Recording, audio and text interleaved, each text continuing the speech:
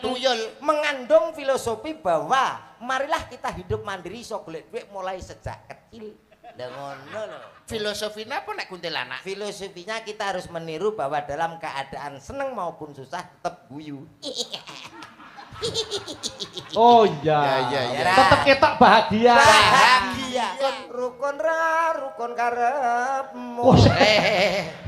Kok kok rukun ra rukun karepmu ki lho lambemu ki lho ger jebles ae. Rukun Islam puniku. Nah, tak karepne iki roda dunia ki lho, roda dunia. Dunya. Dunya ki nek rodane ta, Mas?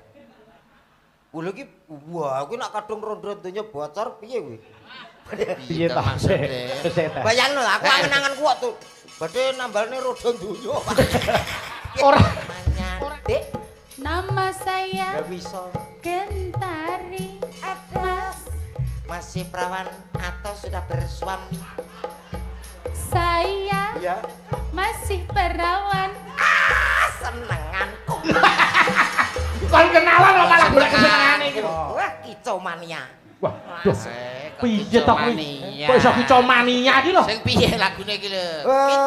Kicau mania. Langsung dangak to, Bos. Kicomania. Semangat.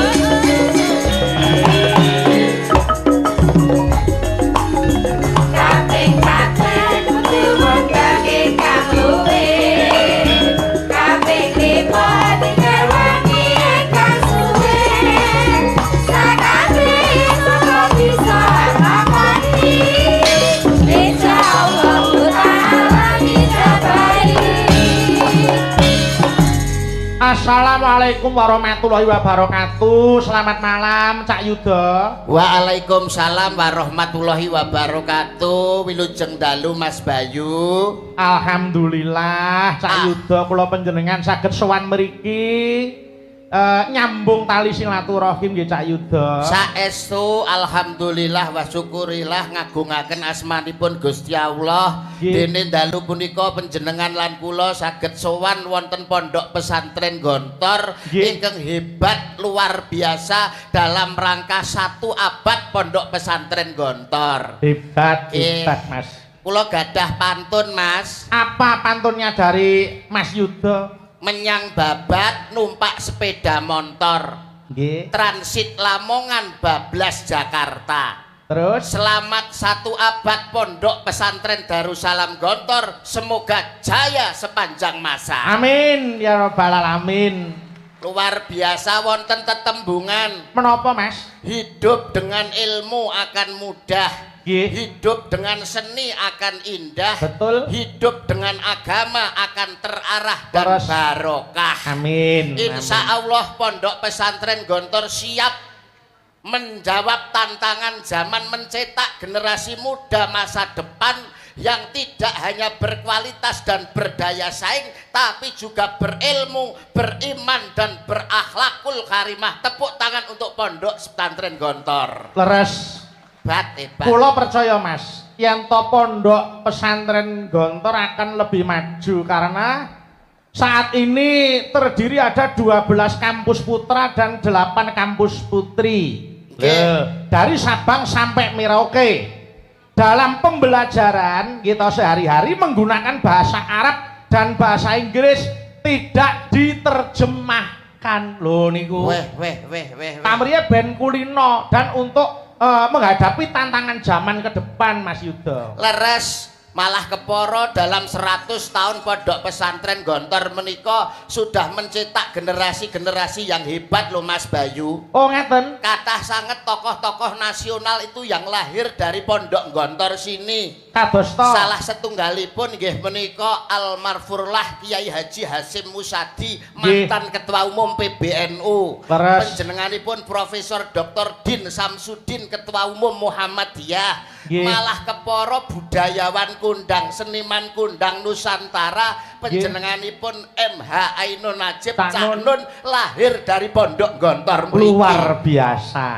Yes, kebanggaan tersendiri Mas Yudo. Nggih, seneng. Mergo lulusan Gontor kuwi ora bakal ngisin-isinke ning masyarakat. Saestu. Lho, ngaten. Kepara bisa dadi patuladan yen cah nom-noman ya dadi bocah nom sing kena kanggo contoh nom-noman liyane sing di luar pondok. Leres. Lho niku. Ilanipun pondok pesantren Gontor menika saestu hebat luar biasa, malah kepara dalu punika kula panjenengan yektosipun lak namung ngalap berkah to Mas Bayu. Betul, ngalap berkah dumateng sedaya para alim ulama, para kiai, ugi takdim lan sungkem kula dumateng para kiai alim ulama, para pengasuh pondok, para ustad-ustadzah santri sedayanipun mugi-mugi barokah gesang panjenengan lan kula. Amin, amin, amin.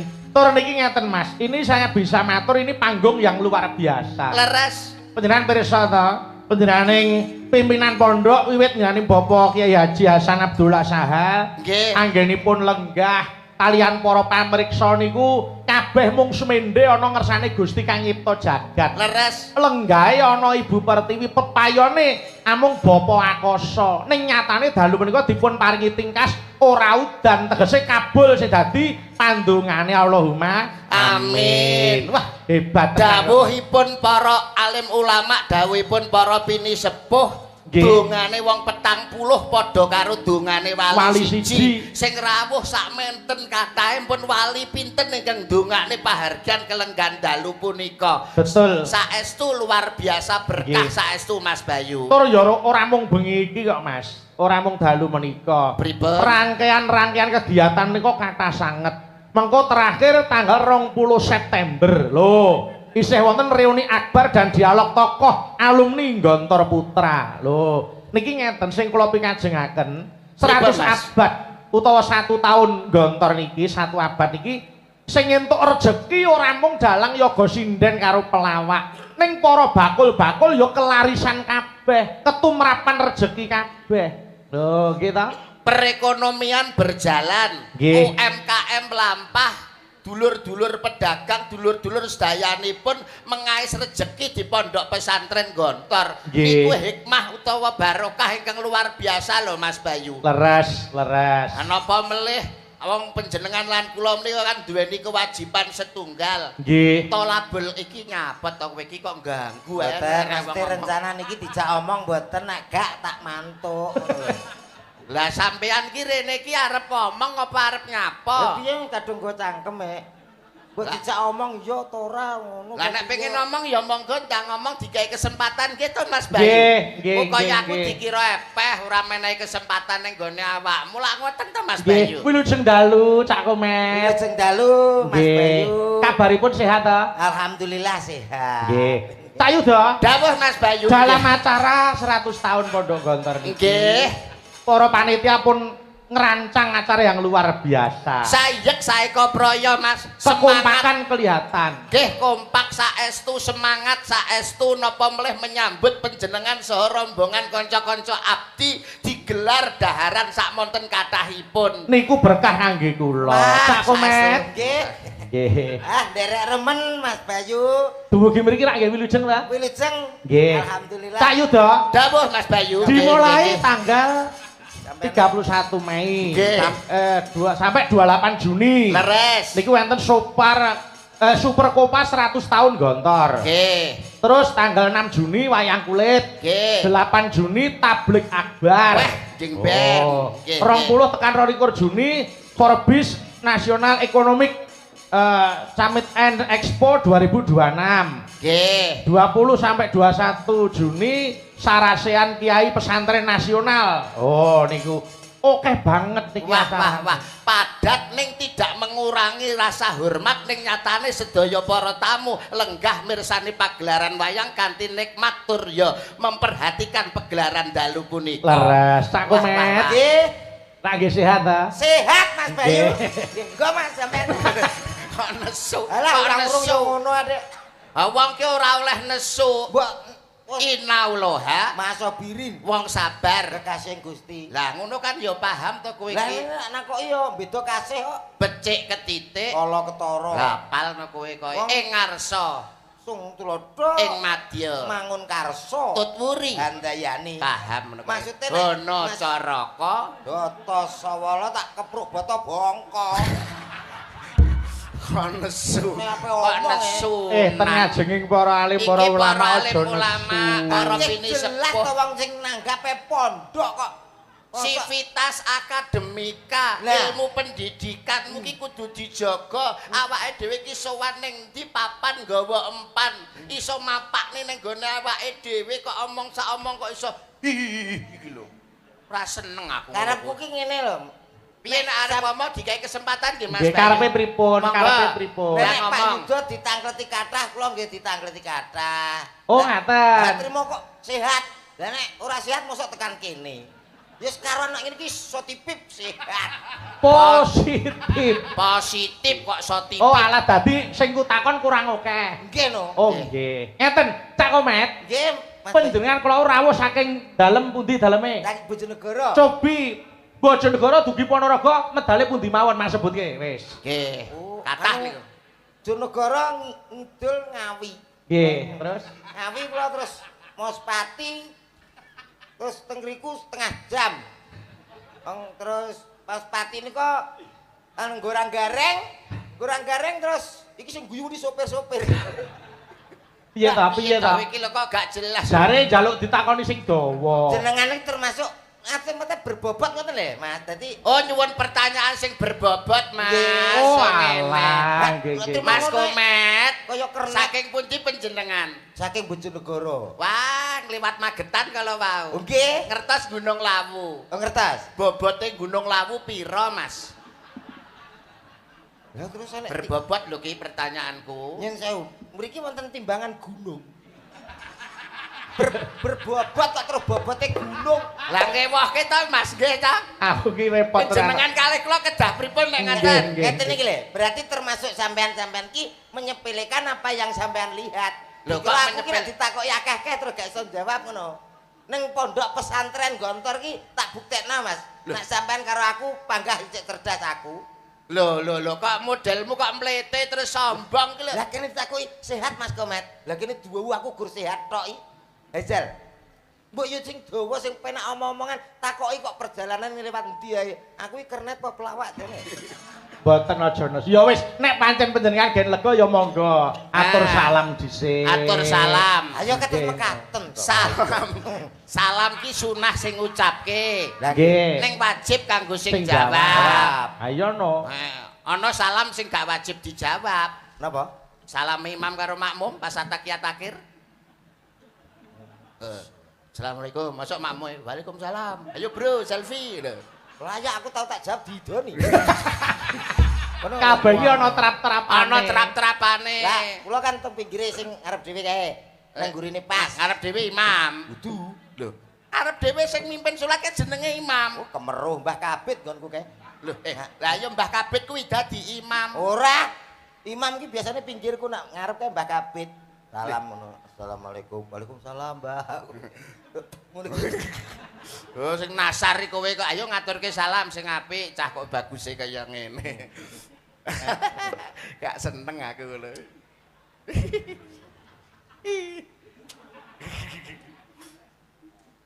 Assalamualaikum warahmatullahi wabarakatuh. Waalaikumsalam warahmatullahi wabarakatuh. Alhamdulillah. Suarane gawedi, Elok. Mas. Alhamdulillahirabbil alamin. Bocah kaya nyambik lho kok iso.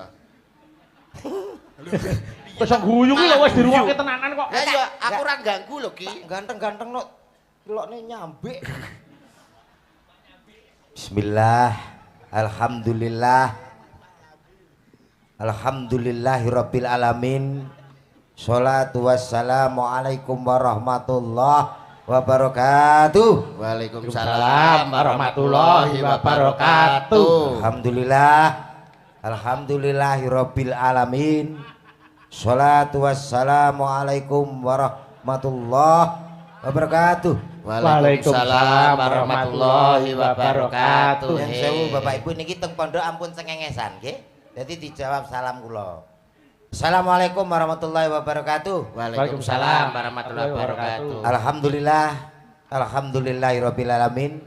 Sholatu wassalamu alaikum warahmatullahi. Mas, iki lho. Kowe sampean arep mukadimah ta? Nggih. Iki ora mukadimah lho. Lah napa? Iki mukok jenenge ngene iki. Mukadimahmu ki lho piye? Salam kok mulek. Mulek kae iki lho kudune kan as-sholatu wassalamu ala asrofil anbiya. Waduh kurang ambiak berarti. Ambiak apa? Ambiak untukmu kuwi kok iso kurang ambiak. Alon-alon piye Mas? As-sholatu wassalamu ala asrofil anbiya. Tanggap pondok lah ngapal seminggu. Nah, mulane kudu hati-hati. As-sholatu wassalam Allah. Allah. Assalamualaikum. Alah. Kok iso Wes dang anu ngene lho. Sholatu wassalamu ala asrofil anbiya wal mursalin. Sayyidina wa maulana Muhammadin wa ali wa sahbihi ajmain amma ba'd. Wah, hebat. Pertama-tama sebelum yang kedua, Lho, piye to? Kok pertama-tama sebelum yang kedua maksudnya piye? Maksudmu lho. pertama ya saurunge loro to, Mas. Lah iya, bener. Pertama-tama saya mengucapkan terima kasih Apa wis dikeki? dereng. Sambutan kok nyauti wong iki lho. Lah niki takok. Lah aku kan yo cejakmu mbok Anggapan penonton sing ganggu, dadi aja direken. Aja mbok reken. Ngono. Pada malam hari ini Bocah apa kuwi anggere nek lampu iki jenenge bengi. Malam wis ngerti kabeh. Kok iso iki piye? Malam iki wis ngerti nek malam. Nyapa mbok genahne mbok jelasne. saya di sini. Alah apa dikira wong semene iki mripate wuta kabeh genah ngerti nek awakmu ning kono kok. Kaget aku. Mbok kira ning alun-alun. Wis ngerti kabeh nek ning kene. Aduh repot. Karepku ki sambutan. Lo pengen sambutan to? Yo iya kok iso. Yo ndang kok iso. Dalam rangka donga. donga apa? Lho, piye to? Lah teng pondok donga padha karo nguyahi segara no. Dongakne kanggo pondok gontor kene iki lho. Gak. Kok iso gak piye to? Lah napa mandi wong mriki kathah para yai kok. Lho nek sampean donga diamini wong semene akeh niku insyaallah mandi. Mandi nggih? Mandi no. Nek kula sedonga diamini tiyang kathah mandi. Mandi. Muga-muga iso tuku mobil neh. Lho lah kek amin. Ketae kok gak ikhlas aku. Lah ndongamu ki kanggo kepentingan pribadimu lho. Ndonga kanggo pondok gontor kene. Lah, kamu supaya pondok gontor kene iki maju dikapakne ngono lho. Maju disurung. Aduh repot musuh cak. Ngene. Nipun Supaya pondok gontor iki saya dhuwur. Lah iku lho dikapakne. Sik nambahi. Lah saya dhuwur ngene iki ditingkat malih. Nggih ta? Maksudnya ben apik Dicet. Cet. Pi. Ngeten lho, jauh pengomongan gak nyambung lho Mas. Nyambung lho Mas. Nyambungmu ki lho nggon ndi? Paling ora ya awakmu kan sebagai orang tua. Ya anggur orang tua. Karepe ki wong tua sing wis duwe keluarga, wis duwe keturunan anak. Nek pengen mondokke putrane, golek pondok sing berkualitas. Golek pondok sing bener-bener hebat didelok saka bagaimana pondok itu ning gone pondok gontor. Supaya anake dadi anak sing cerdas, anak sing pinter. Ngono lho, duwe anak ki didongakne anake pinter. Di sekolahke dipondokke ten mriki. Nek reguler niku wiwit saka kelas 7 nganti kelas 12. Nek intensif saka kuwi mung 4 tahun ana pondok ditempuh 4 tahun. Oh, ngono. Sampeyan nggih gadah putra to, Mas? Ya duwe to. Pinten? Lah papat. Wah, sekolah no kabeh. Ya sekolahne kabeh. Pinter-pinter no? Ya pinter to wong dongane wong tuwa ki supaya anake pinter. Wong tuwa dongane muga-muga anakku pinter. Lah putrane nggih di sekolahne dhuwur. Lah iya no, wong ya ben anu kudu dadi wong sing hebat, wong sing pinter. Lha kok padha bangga to? Piye nek ra bangga wong duwe anak pinter Anak pinter kok ora bangga. Nih, kula ngomong mboten sekedar ngomong. Ini ada melalui survei. Surveimu ki lho Kok melalui survei sing Sampeyan piye? nyekolah anak pinter, getun sok ben. Kok iso getun? Wis to, percaya aku. Aku ki melalui survei BMKG. Lho, kok sik ta. Alah. Kuwi ra ngurusi perkara gempa. Niku. Heeh, piye? LSI Lembaga Survei Indonesia. Lah, itu sudah melalui survei. Piye kuwi? Anak itu paling tidak, kalau menurut saya, paling tidak punya 3. Oh, duwe Loro anak. ta? 3. Loro sesuai program pemerintah. Itu kabeh. kalau program pemerintah. Keluarga bercelana kuwi. Berencana. Masa direncana nek gak katokan pare panggah dadi ta kok iso. Iya. Lah iya, sing anak kudu Duwe 3, minimal harus 3. kok bisa Mas? Karena Komen? tujuannya sekolah dipinterno anak iki mau sing loro, 1 dan nomor 2. Nomor 3 iki goblokne ae.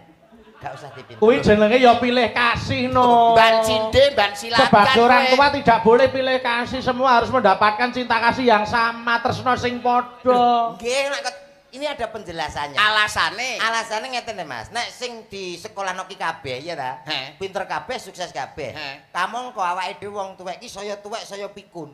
Ya ta, nek wis menginjak 70 ke atas no wis toleh karek wong loro dhewe ya ta. Heeh. Nek sekolah pinter anak-anake kuwi berhasil nang kono dadi guru, Nang Jakarta. Nang Jakarta dadi pegawai pajak, Heeh. polisi nang Surabaya. Heeh. Karek dhewe nang omah toleh ya ta. Heeh. Dhewe ra ono sing ngopeni awake dhewe. Lah terus nek digoblokne sitok. Goblokne siji lah kuwi sing gak dadi apa nang omah nunggoni awake dhewe. Sing ngopeni. Sing ngopeni. Oh, lah dulurmu pira ta, Met? 3, Mas. Lah sing siji nang ndi? Siji nang pajak nanggone Surabaya. Sing nomor loro. Dadi pegawai BUMN Jakarta. Lah sing nang omah. Aku. Berarti sing digoblokne kowe. Oh Kowe iya. sing goblok. Oh sing keri ning omah dheke kok. Sing Berarti omah sing digobloke kowe. dheke.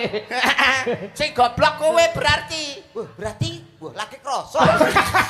Berarti aku. Kok Berarti aku. wong duwe program dhewe kok ora iso ngrasakne. Anak ki dipinterke. Nggih. Aku kan anakmu kan ya sekolah. Sekolah no. Sekolah ben apa? Ya ben padha karo kanca-kancane. Loh, Kok sekolah kok gen padha karo kanca-kancane. Nggih, Pak. Kula niku mboten maksa lari-lari kok pinter arepe, ora pinter ora masalah. Yang penting sugih.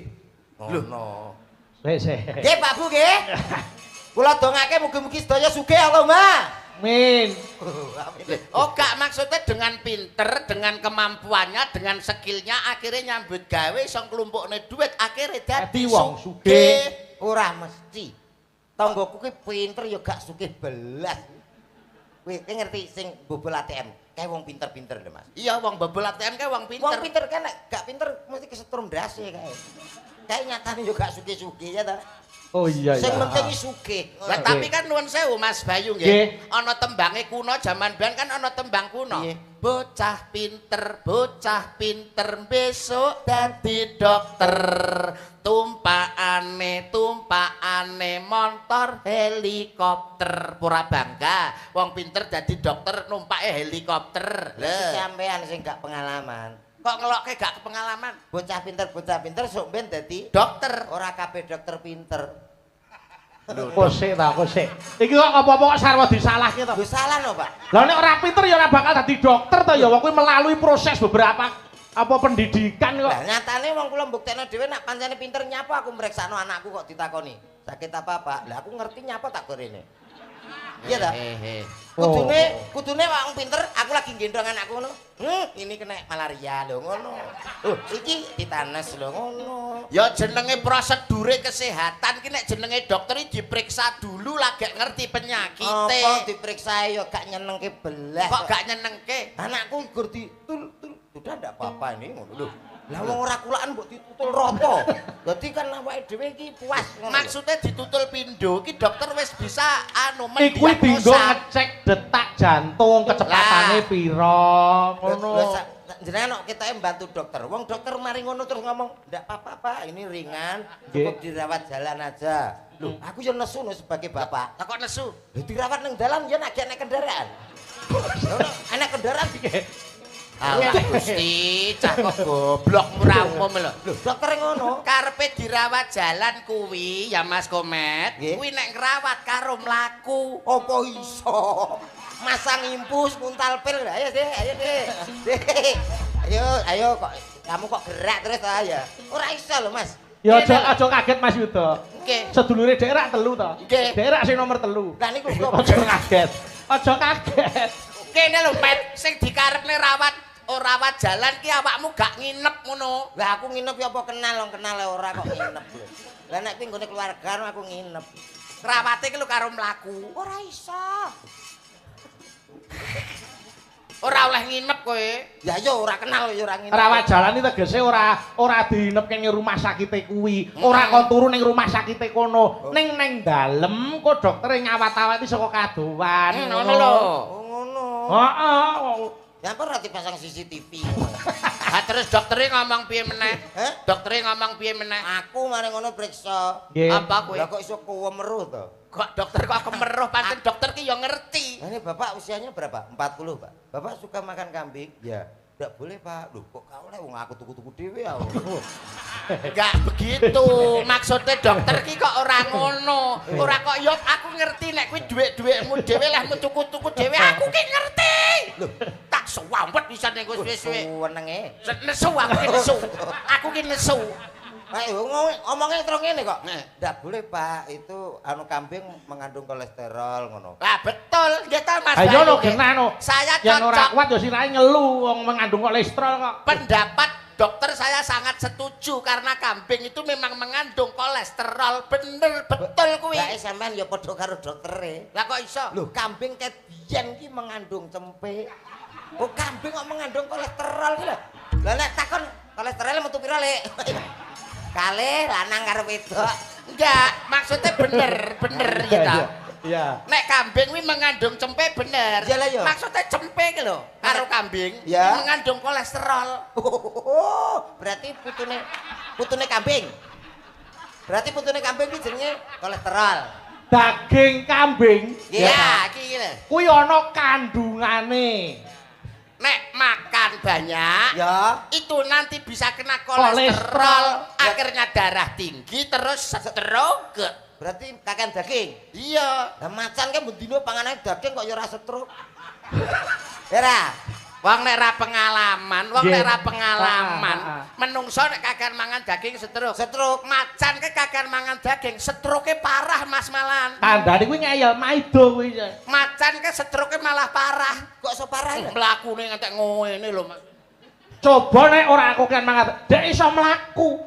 Sikil gandeng Ngadeg kae ngene. ngadeg gandeng jeke kolesterol, kok kan mangan Akhirnya daging ngene. mlakune brangkang.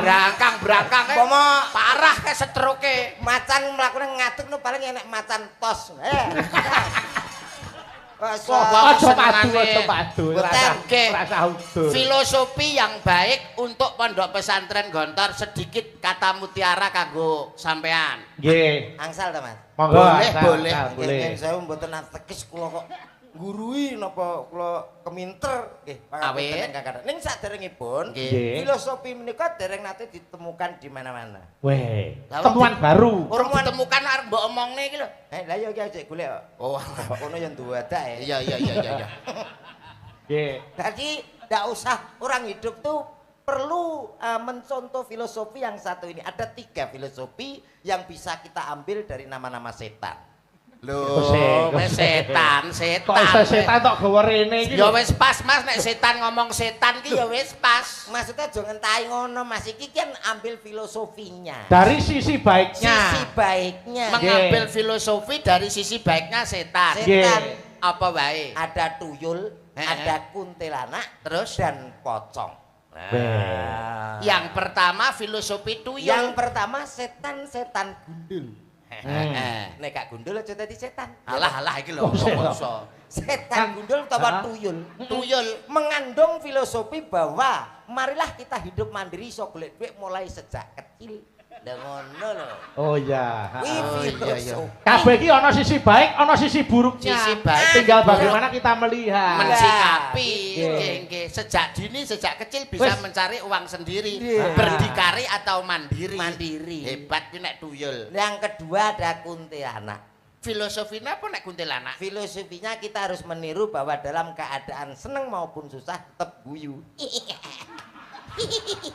Oh iya. Ya, ya. Tetep ketok bahagia. Bahagia. Wah, Nggih. wah, wah. Filosofinya masuk, Mas. Nggih, Nina. masuk. Hebat tenan. Terus sekarang Terakhir, pocong. pocong. Pocong mengajarkan kita semua untuk hidup selalu sederhana. Artinya pocong kuwi ket biyen mulai biyen ngantek saiki kan nganggone putih, gak nganggo rena giwang ya gak gawe. Sampeyan tahu teman pocong kok nganggo merah putih napa mana? Apa Enggak. nganggo batik lah kan ya gak Enggak. putih. Aku Iya, iya, petuk iya. ngono ya. Ah iki neh.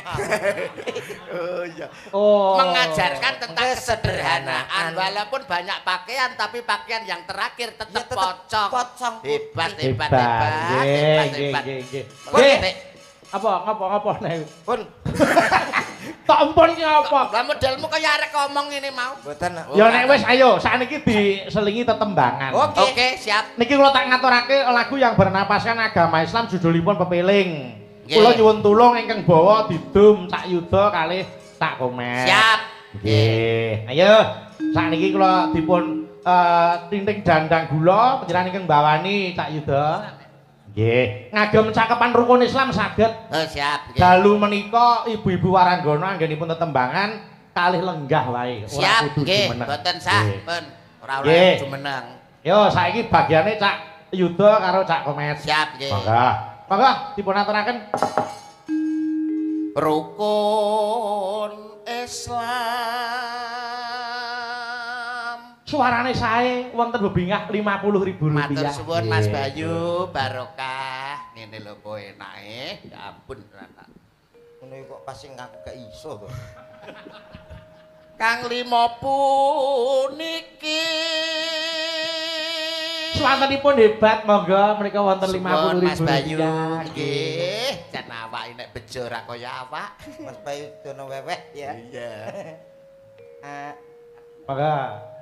Katin dakno mring para sama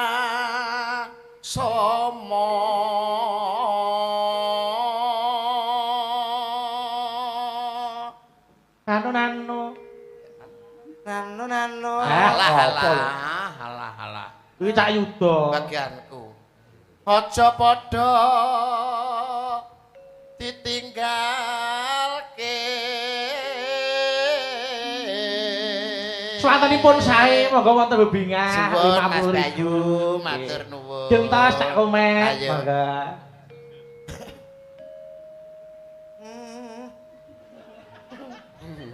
Ayo kok. Iya ta kita.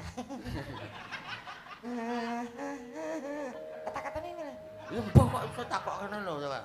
Kata-katanya apa? Rukun. Rukun karepmu. Oh, Eh, kok sih?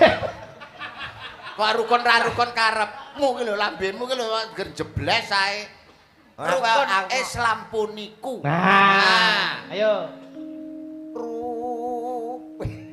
Suaraku ya. Lah, alah. Apik suarane apik. Lagi. Rukun Islam puniku. Swantenipun sae Cak Komet. Sae. Nggih, dilajengke lanjut. Yo, sahat. Wes lho. Entang kok kok nganggo kok. Oh, anek popone yo. Iki lho rencana ki lho wis iki lho wis. Iki lho rencana. Sahadate Sahadate kang angka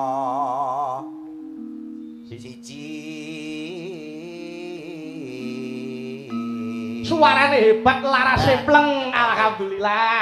Lanjut. Ayo. Lendi. Ora pane. Kono wis 150 ta, Dek. Urung iki lho lagi iki lho jan. Ora kudu ya. Ndang kono. Kang angka 12. Monggo Cak Yuda menika wonten hubungan. Nuwun Mas Bayu. Lah ijek. Isih akeh lho kuwi nang tasih akeh kok. Lah ya lah ijek no. Dene Dene kang telu pengen ora Ramadan ngono ayo oh bayi kok warai ora Dinteki sisan, ayo. Ramadan kok dintekne Ora tegese tembange niku dirampungke. Ayo. Ramadan nindake poso Papat ya. papat Yakat yakat ping 5. ping 5 munggah haji Nggih, terus apik rukun Islam sampurna. Ayo. rukun Islam sampurna Alhamdulillah. luar Hebat tembange ya luar biasa, suarane ya apik. nggih Monggo ayo dilajengke sik langgame monggo. oh lah kok getun Diaturke tembange pepiling bukan seluk saka sapa? Saking Mbak Fahmi mengko nglerek.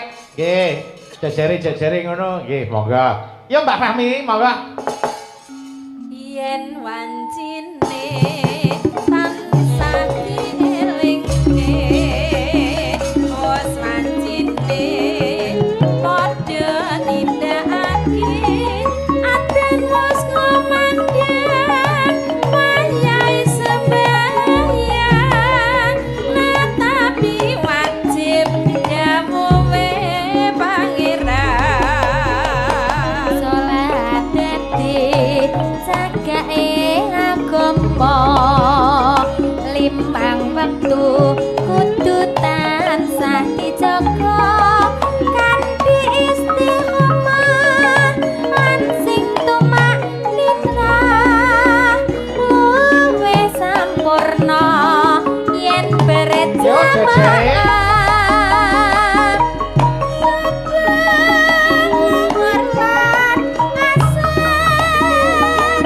salat sayang ningatake tidak mungkar magrib lan isa kabeh prayogane ditambah salat Yo, jejere.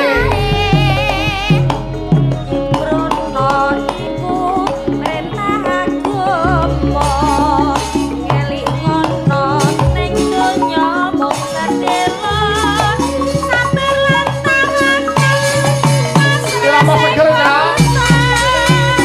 Yo. besok munggah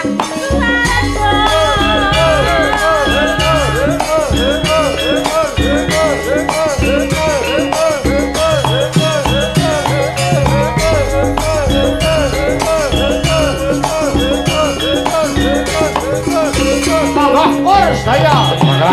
Yo.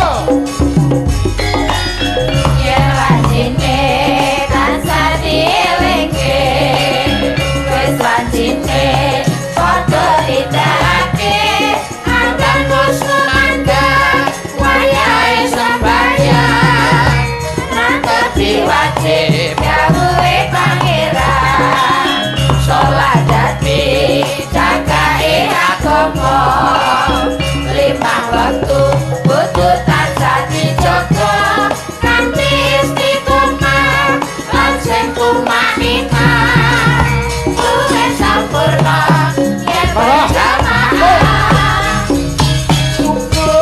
Nuhur lan asar. salat sayang ningatake tidak mungkar Maghrib lan isya jangkepe. prayogane ditambah salat sunahe sembrono iku perintah agama ngelingono ning donya mung sedelo sampe lantaran tansah sing kuwasa yen kepengin besok munggah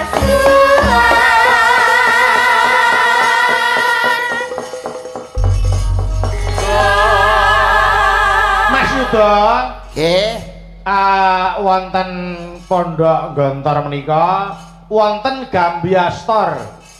Gambia Store menika menyediakan semua kebutuhan keseharian. Nggih, wonten pujasera, wonten ATK utawi wonten fashion niku hasil saking para santri sedaya. Nggih. Terus UMKM Gontor inggih wonten. Wujudipun menapa Amides nika Gontor niku kaya mineral nika. Oh nggih nggih. Niku wujud menapa saking Amides. Produk air mineral. Nggih, itu ada distributor dan bisa dipasarkan untuk umum. Oh, untuk umum. Lajeng Hisanah Gontor Madu. Dadi wonten produk madunipun. Nggih. Nalika semanten kula wis diparingi madune, Mas. Wah, kula malah Hebat dereng. tenan. Kula Lajeng- dereng. Oh, ya dereng. Dereng. Nggih. Terus Hisanah Gontor bakre terus kangge roti. Kangge roti. Terus wonten malih Latansa Store. Menika meliputi wonten spot, wonten ATK, wonten apotek. Lho, niku. Nggih. Dadi mriki niku ya ana pelatihane Mas Mas Yuda. Nggih. Berarti mboten mondok. Teng mriki niku langsung usaha ngono, tutulan. Lho, Oh, ora. sih, Neng iya, kene iki mondok, tolabul ilmi, golek ngilmu, tapi juga diajarkan bagaimana kita berwira swasta. Ben duwe keterampilan. Duwe keterampilan. Jadi keluar dari pondok sini bisa bermanfaat untuk masyarakat. Bakul roti. Ngono. Apa kok bakul roti piye kowe iki? Keluar dari sini Ya bisa bermanfaat kanggo Nggih, masyarakat. upama dodolan ya dodolan sing halal. Tur dasare mriki sampun wonten Universitas Darussalam Gontor utawi Unida Mas Yuda. Nggih. Prioritas ini tahun ini fakultas kedokteran. Tur dasare pun terakreditasi unggul. Wah, Lho wis wah, kuwi. wah, wah. Arep kurang kepiye saiki? Ayo. Ngono kok ngelokke nek jare dokter ora pinter, nyatane kene iki lho wis terakreditasi unggul pisan. dokter kene. Lho kok dokter kene nang ndi wae nek jenenge dokter ki ya padha wae. Terus wonten malih Gas Gontor Auto Service niku untuk bengkel mobil dan kendaraan. Lho. Kuwi. Bengkel. Otomotif ngantos dugi Nggih, bengkel nggih wonten. nggih wonten. Super lengkap. Leres. Mulane pun pas pun trep nek gadah putra dipondokke utawa sinau belajar wonten pondok pesantren Gontor, wis apa kuwi wis pas ya Mas Komet. Anakku tak pondokno rene ae. Ya iya ya kudu ngono anakku ya tak pondokke mrene. Loro karo kayak kene. Heeh, lah terus kowe? Heh? Oh, gak sida enak sing mbok goblok nih. Gak. Lah apa kok ora sida? Bangku kaya aku. Ya ora kok ya. Ngono kok. Mulane nuwun sewu nek jeneng awake dhewe belajar dengan Nggih. sinau kan bisa merubah kehidupan. Nggih. Awit nuwun sewu roda kehidupan niku lak berputar gitu Mas. Leres. Roda itu berputar loh Mas Komet. Ya ning ora kabeh. Lho kok ora kabeh piye wong roda itu berputar. Lah ban serep kae ya ora. Kae ban serep ya nenggon meneng. Enggak, sing tak karepne iki roda dunia iki lho, roda dunia. Dunya ki nek rodane ta, Mas? Lho iki wah, aku nek kadung roda dunya bocor piye kuwi? Piye to ta? maksudnya? Bayangno aku angen-angen kuat tuh. Badhe nambalne roda dunya. Ora kok secara fisik wujud Aja banti ora. Aja mbok pangan tah ngono kuwi lho Mas Komet. Sing tak karepne wong urip ning alam donya ki kan wang sinawang. Nggih. Kowe nyawang aku nyawang kowe ngono lho. Oh. Piye? Kok terus mleng tok piye? Lah terus Malah mbok iki sawang tak culek sampean mripat. nyawang aku nyawang kowe. Tak culek mripatku lho kok iso. Kok keliru ae. Maksud iki kadang kala awakmu ki sok ning ngisor, sok ning dhuwur. Oh lah ngono kan kadang-kadang pancen iya. Aku wis sering dhuwur aku. Ya aja sok ning loteng terus, ya sok ning ngisor. Engko nek ning omah tingkat dhuwur ya ora iso ngerti sing ning ngisor iki kepiye ngono no carane. Nggih, selamat. Pokoknya cengengesan rumah saku. Ayo sik malik pelok. Nggih. Aku tak nyuwun dipun sekaraken dandang gula Nyidam Sari. Nggih. Nyidam Sari. Ditepungke Mas Yuda. Nggih. Paranggono ditepungke mboko siji. Wah. Ayo sampean kenalan saka kono ya ora apa-apa. Komplit. Nggih. Nuwun iya. pangapunten wiwit saking ingkang mepet. Tengen kula pas ki mepet debok. Ingkang Ayo. mepet getepok. Ah. Nggih, nyuwun pangapunten boten ngirangi Subasita lan Trapsila nderek pitepangan nggih Mbak nggih. Nggih, Mas Yudo. Paring asma Mbak sinten? Kula Ayu. Saking Madiun. Biasanya sampean kok gak ngono to, Mas? lah piye ta? Nganggo lagu. Coba piye? Lah nek gawe lagu piye ta? Lagu piye ya? Wong lagu seni piye? ora budaya. Oh nggih ya dimaafkan. Lali apa piye kok? Sing maksudmu piye ngono lho? Lho, nganggo lagu dadi awake dhewe iki wong seni, jare hidup dengan seni akan indah. Ya coba njajal. Oh dadi kowe. tahu situasi. Oh iki ning nggon wayangan kudu nganggo seni. Betul Mas Wah. Bayu. Eh, Dadi Mbok Cobi Coba njajal awakmu sing paham. Coba ditonyoni. Ha iki contoni. Contoni nggih. Oh, ini abah kabeh. Coba Monggo. diperhatikan nggih. Iya. Nggih. Mas kendangnya Mas. Yen Nggih. Yo kendange. Kendange kon ngapane? didol. Alah. Iri. Ora. Oh, Piye? iri. Iramane apa? Dangdut. Nggih Dangdut, pop, rock, Lah, blues. betul tak dangdut dah. Oh ya. Ya. Ya. Yuk, mulai. Yang ini siapa namanya? Dek. Namaku Gile. Diah Ayu. Pancene ngepasno tempo tadi.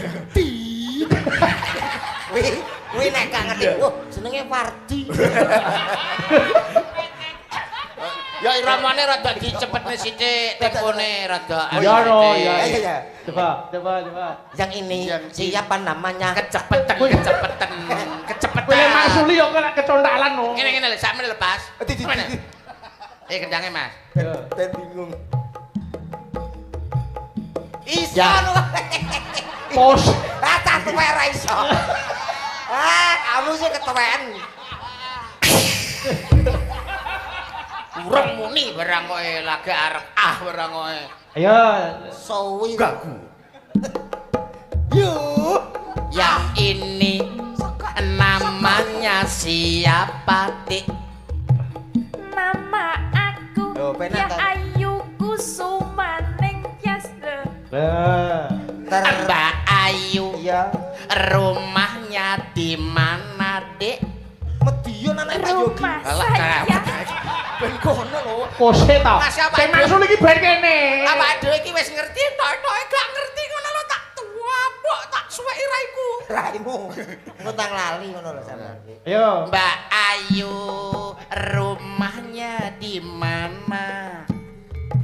Rumah saya di kota Madiun. Oh. Apa kamu sekarang masih sekolah, Dek? Iya, aku hari ini masih kuliah. Kamu semester berapa sekarang? Wes sampai subuh. Aku masih semester 2. Oh, kowe Kang. Empun. Lho Kok ampun, ya, toh? Isih terus. Sebelah. Apa nih piye? Sebelah jajare. Sebelahe kok tak Mateke Wawan. ampun. Ya. Untuk yang ini Terus jajare. geser lagi namanya siapa? Yo. Aku Iya. namanya Dini Wahyu. Lah kok di Lah wong ora tekon kok kondi piye? Dilagokke kok kondi. Kondi. kamu Nah, asal dari mana? ngono lho. Asalku Iya, Dek. dari kota Nganjuk. Oh, Nganjuk. Terima kasih. Terus lanjut geser. Ngerotok. Yang ini siapa namanya? Dek, semangat.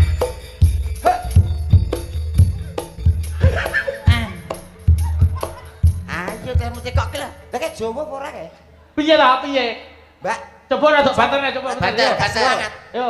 Yang ini siapa? Dik. Dalam? Apa nih? Apa nih? Kae lho. Dalam? Piye tang kowe iki lho? Lah ket takon mah. Ya mau ki tanggunganmu kok iso mbok pasrahne aku. Oh, balik nadane alon-alon ae makono bingung kita ya. Oh, nadane koyo mak kowe ra bingung. Coba. Jenengan paring asma sinten, Dik? Yo. Oh, ketoke potensiune. Ketoke dope pedhot iki. Kupinge lho ngene konslet. Kamu namanya siapa, Dik? Nama saya? Ya. Saya? Ya. Saya? Kok saya gede?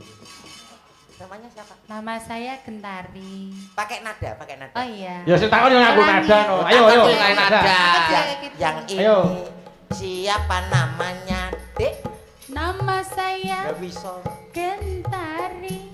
Mas, Masih perawan atau sudah bersuami? saya Ya. masih perawan. Senenganku. Kon kenalan kok malah golek kesenengane iki lho. Kowe malah Iku golek tak tabok, kesempatan Nek. lho iki. Iki kon kenalan kok malah golek kesempatan. Iki cukup berkenalan Kenalan ae. tok. Lain-lain nanti Oh iya. Oh, di luar pondok. Di luar. Beda. Gak situ. Iya. Lah ngopo? Piye maksudnya iki lho? Enten bobok kok ya. Yo, Leser Ya. yang sebelah Anda. Yo. Yang ini siapa namanya? Nama saya Eka tak uget-uget. Geser.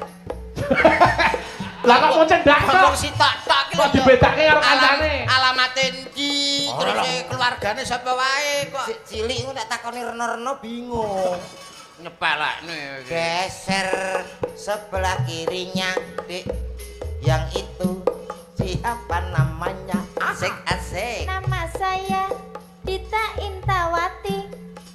Apakah benar kamu dari Banyuwangi? Iya. Cekak ya. Lah cekak wong dibethek sih. Lah wis mbok becek ae. Yang geser Ya. Yo. cantik namanya siapa? Asik. Aku Mas Kampret. Namaku Suci.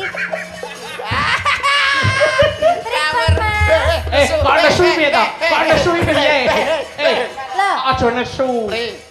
Aja nesu. Aja nesu lho Pri, Supri kene lho. Pri kene lho Pri. Supri Kampret. Apa Omek kok kampret. sampean yo salah inget wong ngene kok kampret iki lho. Alah ngapunten ya Mas. Nek model kene iki dudu kampret, Mbak. Soalnya mirip. Iki ngono mondol. Bener selindro lho. Oh iya. Pripun Mas Lemet? Omek lemet. Namanya siapa, Dik? Namaku Suci Ovita Dewi. Oke, besok-besok aja kuyen model ngono ku. Enggak apa-apa. Kenapa kamu kabur? Piye to, so. Ora apa-apa to. Kowe nek diceluk komplet kan mengko karo Mas Bayu. Mas Bayu. Jodoke. Mas Bayu. Jodoke. Kan iso ngono. Sampun ya, Mas? Sesita lho. Sesita. Mas Bayu jodoke. Ayo. Pun nggih. Wes ya wes. Ndak trauma. Mas. Yo balik belok. Yo Nyidam Sari. Monggo. Nyuwun dipun bawani Nyidam Sari. Sapa sing kepareng bawa? Aku nyuwun tulung karo Mbak Dita Intawati sik. Nggih, Mbak Dita. Ayo. Monggo, Dibawani, Mbak Dita. Mbak. Monggo Nyidam Sari. Monggo. Menika kula katuraken para penonton ingkang lumantar live streaming, tuwene sing kepareng lenggah dalu menika Mas Yuda. Nggih. Nggih. Ya, Mbak, diaturke, Mbak.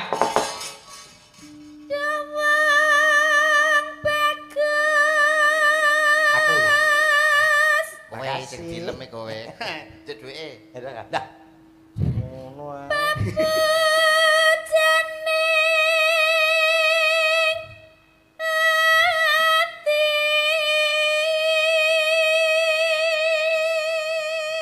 Nano neno. Yo. Wong nandang asmara.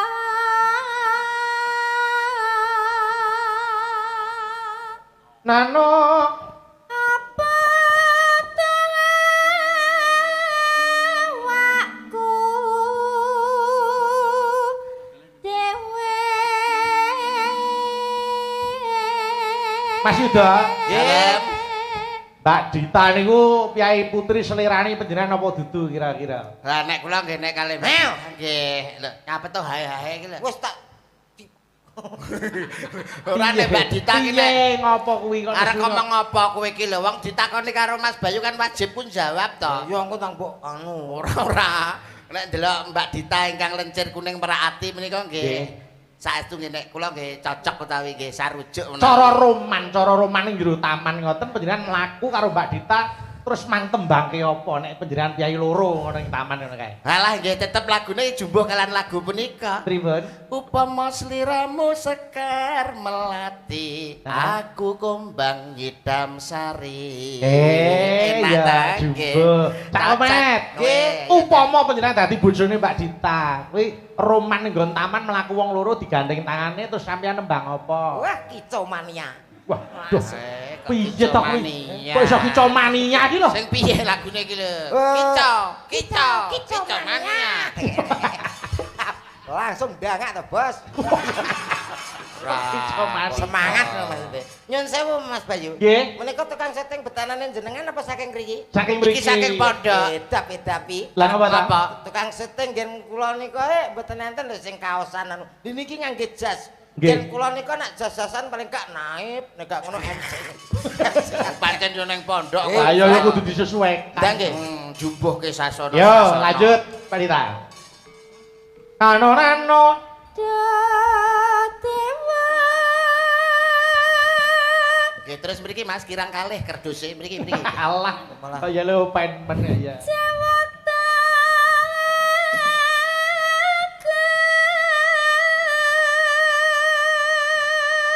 Nenoy walas sana mring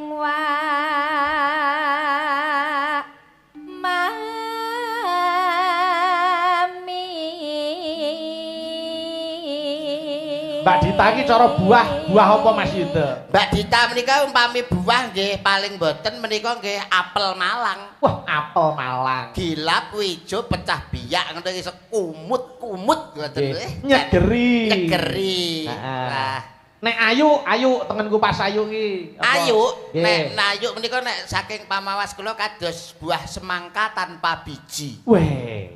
Pecah biak ngono ki banyune sekotos. Mas Komet. Nggih, kelemet ae. Nek gentari kuwi nek cara buah apa, Mas? Niku mboten buah ta, Mas?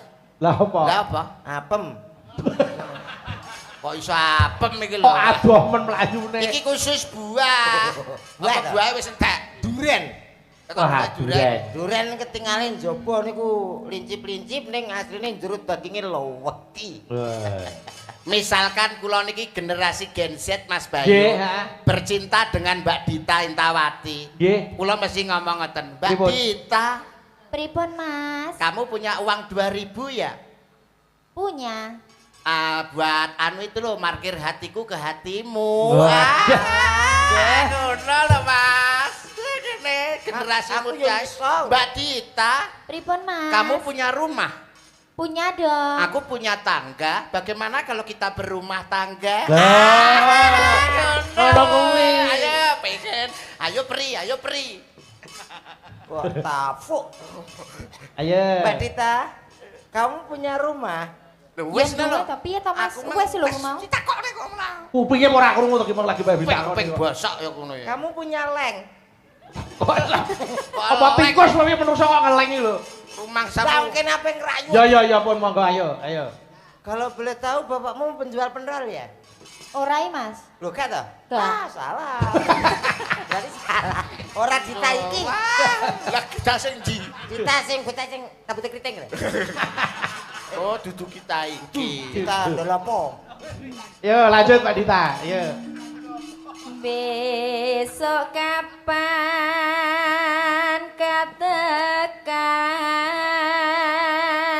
katekan Nenoy. jejer lan wong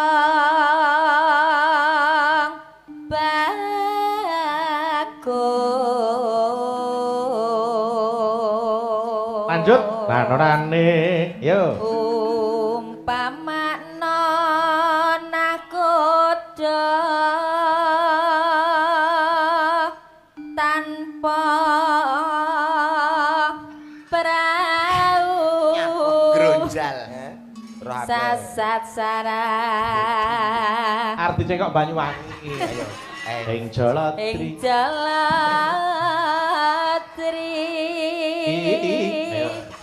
Norano. Nyidam sari.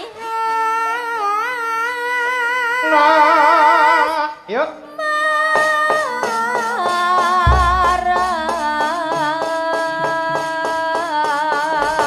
Monggo langgame nyuwun tulung Mbak Eka prihatin sih. Monggo. Ya Mbak diaturke. Monggo. Yo.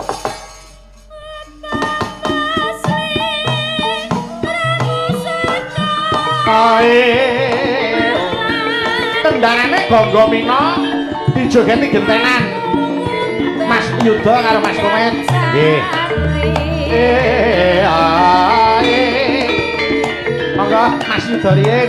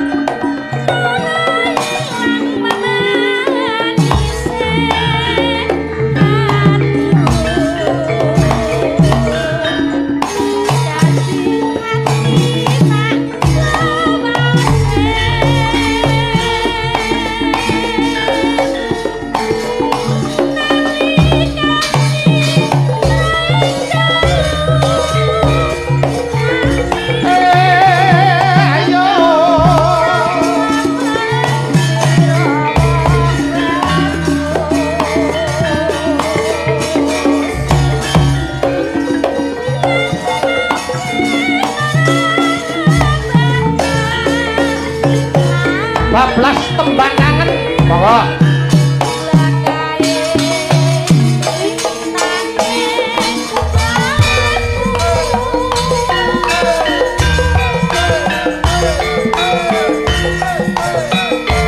Yo Gentari.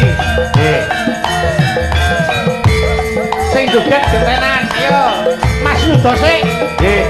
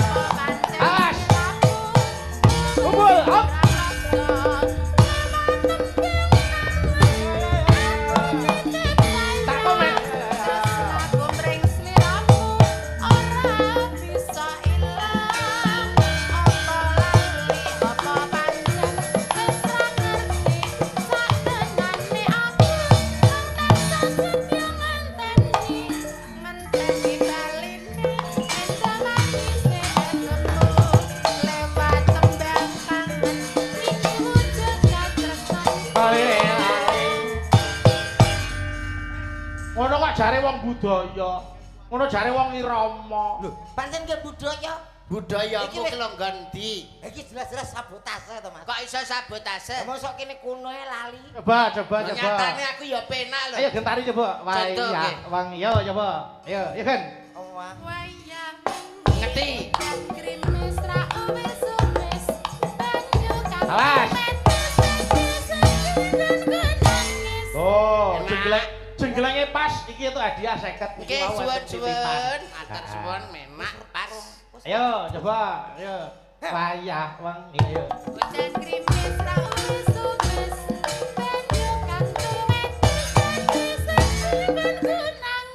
Alah, alah, kedisian. Aku kecepetan nih, Mas. Para ngenteni, baleni nek. Ayo. Coba. Ya. Cak Yuda sik contoni pisane ah. Nggih, contone. Pas jenggleng mumbul, ayo. Nggih. Ya kan. wayang wengi dan krimis ra uwis-uwis banyu kang Nah, ngono lho. Penak. Ya, niki itu jatah 50 Mas Yuda. Dedek Suwun pas. Nggih, Mas, nggih. malah kok banjir terus. Wis roro 50. Ya, yo Cak Omet dipaske, yo. Nggih. Ya kan. Wayah. Dalah. Oh, Alah, alah. wis pas kuwi. Pas. Iki dite ya pas entek. Nggih. Alah kere. Lah ora mau-mau kok yo. Mau-maune nyapa, ora Iya. kok pasne. Kudune mau-mau. Oke. Niku peparing saking Pak No Kulit. Weh, Pakno Kulit. Menika Mbah No Kulit Petung Rejo Nguntara Nadi ngersakaken pepeling tiket swarga kalian Woi Ngaren. Oh nggih. Kagem ultas 100 tahun Pondok Gontor. Oh nggih. Matur sembah nuwun menika dipun paringi tali asih 100.000 rupiah. Nggih. Sadurunge kula ngaturaken tiket swarga, kula badhe ngaturaken selawat badar langkung rumiyin. Selawat badar. Heeh. Sapa yo? Kula nyuwun kalian Pak Diarto. Monggo. Yo. Oke. Menika kula kintunaken para kadang-kadang santri sedayanipun. Oh nggih. Ya Cak, diaturke selawat badar. Monggo. Monggo Pak Gi. Anu, yo. Salatullah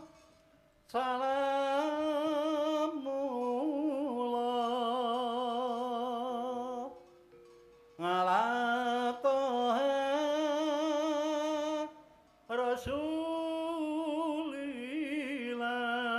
rasulillah salatullah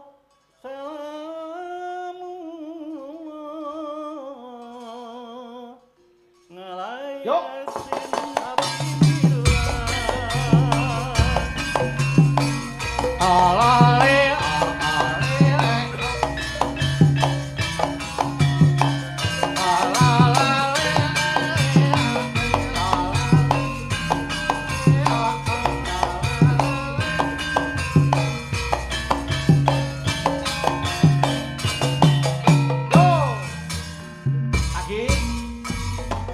manungsa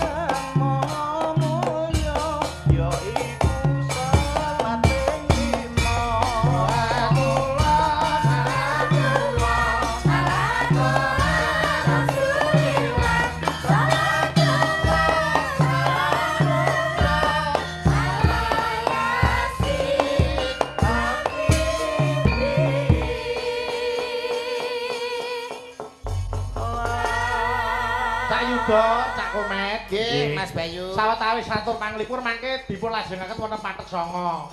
Ing ngomber jagatipun. Nggih. Nggih, bakune kabeh padha kecekele. Nggih. Merga ana dina iki swasana negara Ngastina iki lagi prihatin. Prihatinke Ndara Parikesit sing lagi lunga tanpa pamit.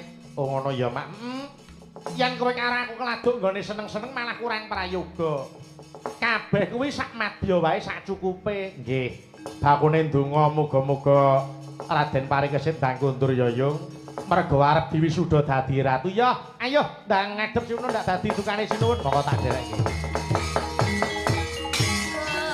Aklar kang samya sembo